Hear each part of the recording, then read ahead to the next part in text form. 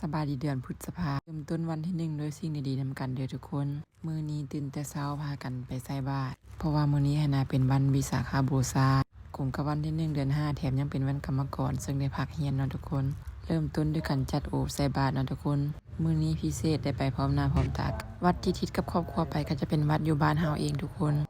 วัดอยู่บ้านทงแสนคุมโพนศรีเนาะชื่อว่าวัดจอมแจ้งมณีความพิเศษหรือว่าเอกลักษณ์ของวัดจอมแจ้งมณีก็จะมีพระธาตุองค์ใหญ่แบบนี้เด้อทุกคนก็อาจจะเคยมาเห็นแล้วถ้าใครยังบ่เคยมาเรียนเชิญมาเยี่ยมญาติได้เด้อทุกคนงามหลายแต่ละปีเพิ่นก็จะมีพิธีฉลองพระธาตุอยู่ช่วงท้ายปีหรือว่าต้นปีนะทุกคนบริเวณเดินวัดก็จะกว้างใหญ่แบบนี้เลยเด้อทุกคนห้องรับแขก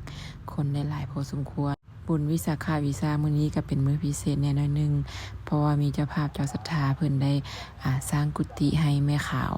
หลังใหม่เนาะทุกคนแล้วก็มอบมื้อนี้พร้อมใส่บาตรในวันวิสาขบูชาพร้อมกันเลยบรรยากาศมื้อนี้ก็ถือว่าดีหลายทุกคนฝนบ่ตกแต่ว่าฝนตกแต่หลายมื้อแล้วมันอากาศเย็นบ่ร้อนเลยถึงสิแดดออกแต่เช้าแต่อากาศก็เย็นอยู่ง่ายแฮงสมกับเป็นวันเริ่มต้นใหม่และวันบุญเด้อทุกคนเดี๋ยวทิศก็จะพาเลาะทัวร์เบิ่งวัดแน่จักหน่อยนึง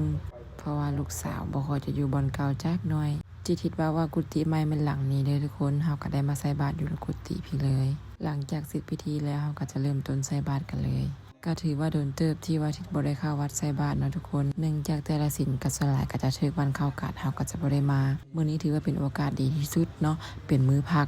และก็เป็นมื้อบุญเลยมีโอกาสได้มาใส่บาตรเฮ็ดบุญจังซี่ตามพ่อแม่ลูกเฮาก็ซิ่งรถมาตามที่เห็นนี่แหละทุกคน